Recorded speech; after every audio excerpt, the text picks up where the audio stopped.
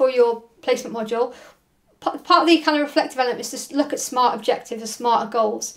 So what I thought it would be really important to do is kind of a refresh and recap around SMART goal setting. So here, as you can see on screen, is the acronym of SMART, and it basically follows the following components to develop an effective goal. So we're looking at specific. The goal should be able to identify a specific action or event that will take place. The goal should be measurable. So the goal and its benefits should be quantifiable. Should be able to actually measure it against a key target.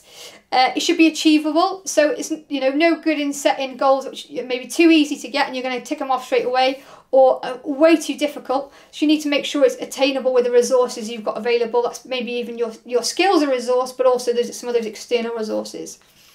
It needs to be realistic. So the goal should be able to stretch you some, but allow you that likelihood of success. So it's not completely unachievable. And then it's around time. So the goal should state a time period in which you're going to accomplish it. So that, I'm going to set myself a goal of learning this skill by set time. It needs to be that specific. Otherwise, if you don't set those times, then you're going to kind of let things drift and not hit the targets you're setting yourself. Okay, so what I'm going to do now is break down those key elements. So when I'm asking you to actually develop those key SMART goals, you actually know what I'm asking for. So looking at specific, there's a greater chance of being accomplished than a general goal. So if I'm very specific with my information, then it increases the chance of succeeding with that goal. So you ask yourself the following 6 questions of W. So who is involved? What do I want to accomplish? Where? Identify a key location. When? Establish a time frame. Which? Identify requirements and constraints.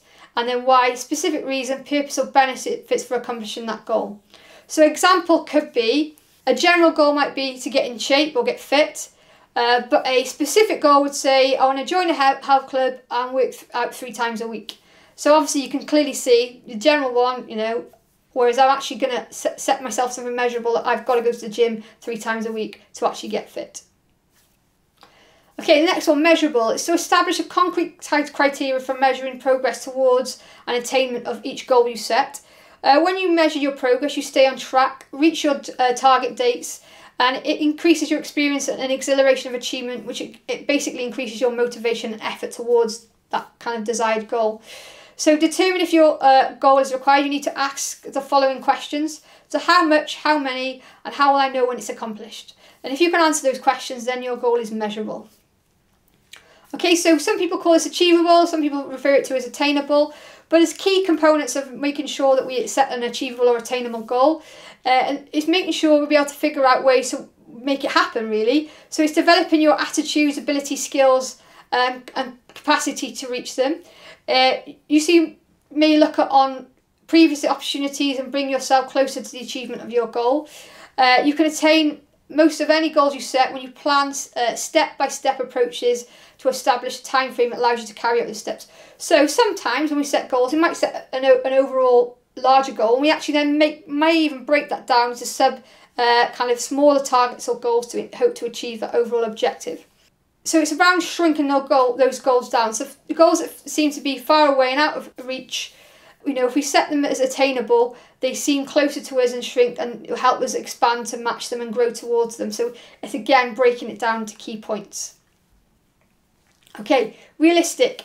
So your goal must represent an objective you're willing and able to work towards. So if I'm going to set myself, right, I'm going to train every day at 5 AM in the local swimming baths, I'm going to swim every day. That's just not going to happen. 1, I'm definitely not going to be up at 5 AM, and 2, I'm not going to be doing it every day. So is that a realistic kind of target? No, it's not. So it's making sure the goal we set is both high but also realistic. So making sure things are achievable but not so difficult we're not going to get there.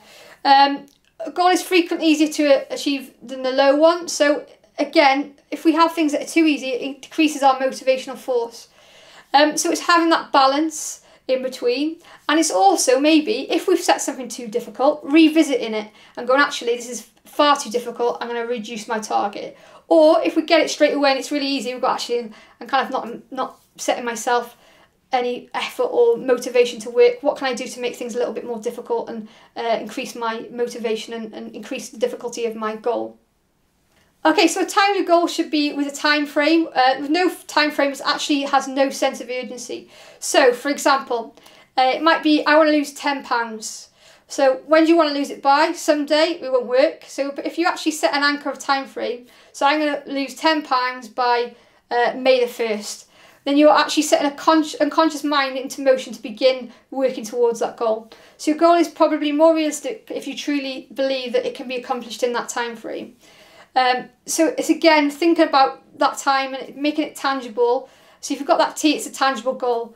It develops that kind of sense of touch, smell and sight and hearing, so it's being able to reach that. Okay, so there is also a development of the SMART goal objective to actually include SMARTer with the ER, and that's about evaluating and considering or looking at whether goals are ethical or even excitable. There's lots of different ways people have developed the ER in it. The one I tend to focus on is evaluating, so it's really important to look back on our goals and work from them. The R sometimes people use as reevaluate, reassess or reward. You may want to reward yourself if you achieve something, or it might be you want to reevaluate your goals as you're working through or reassessing. So there's kind of some key additional things to that SMARTer objectives that you could also investigate for your your development and your placement module work. So here are some kind of final tips to help you set effective goals. Develop several goals. A list of 7 to 5 items will give you things to work on over a period of time. State your goals as declarations, not items on a wish list. So you intend to do something, not you wish to get there. Attach a date to each goal. State that you intend to accomplish by when. A good list should include short-term and long-term goals. Be specific. Some those general goals could be more of those long-term aims, whereas the smaller ones could be to identify some specific goals to take you there. And again, importantly, review and revise your list. Experiment with different pathways of stating your goals. Goal setting improves the practice, so play around with it. You might set yourself some goals to start off with and revisit and kind of change your direction and angle on that. So here we have a little task for you. What I'd like to do is a worksheet available for you on Blackboard. I use the worksheet to identify some specific SMART criteria you can help to write your goal statement. So what is your basic goal? And then actually work through, as you can see on screen, these key questions to develop a SMART goal.